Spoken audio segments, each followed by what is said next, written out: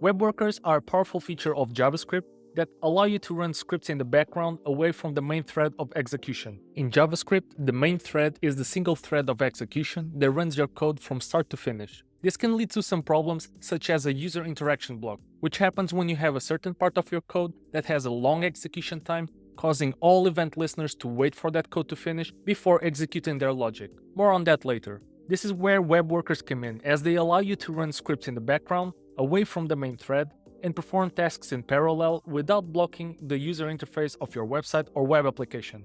Web workers communicate with the main thread by sending and receiving messages to each other. Both the main thread and workers will have an onMessage event responsible for receiving messages from the other. To send a message, each can use the postMessage method. To build a web worker, start by creating a simple HTML and JavaScript template so we can test it in the browser. You'll need to put the worker's logic somewhere, so go ahead and create a new file for it. Back in the main thread, create the worker object and reference the file you just created. We can start by sending a simple string saying hello with the postMessage method. To receive messages from the worker, let's go ahead and also create an onMessage event listener. On your worker file, we can define the onMessage listener by referencing itself by using the keyword self. This will receive all the messages coming from the main thread. Finally, let's just send a simple string to the main thread once the worker receives a message. Save your code and now go to your browser's console. You can now see the logs of the messages between the threads. You can even go nuts and create multiple workers at the same time, as long as you don't fry your computer. Let's now use web workers to fix user block. Let's say you have two buttons in a paragraph. The first button executes a time-expensive operation which we are going to simulate with a very large for loop.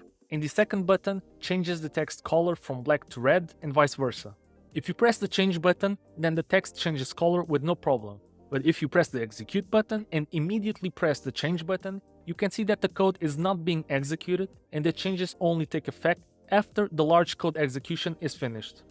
To fix this, let's move the expensive logic into our worker file and send the message to the main thread once it is done. Now in the main thread, create a worker object, send a message to the worker when clicking the execute button, and create an onMessage to receive the message from the worker and alert the user. You can now press the execute button, which will delegate the computation to the worker thread, allowing you to freely change the text color by executing the logic on the main thread. Once the worker is finished, it will pop up an alert. A few things to consider about web workers is that they cannot access the DOM, meaning you cannot interact with elements in your page inside the web worker.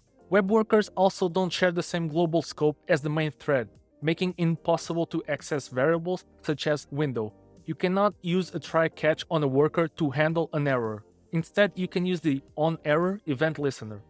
This sums up the basics of web workers, but you can build very complex optimizations for your projects with this little tool. If you liked it, hit like and subscribe, and I'll see you guys in the next one. Cheers!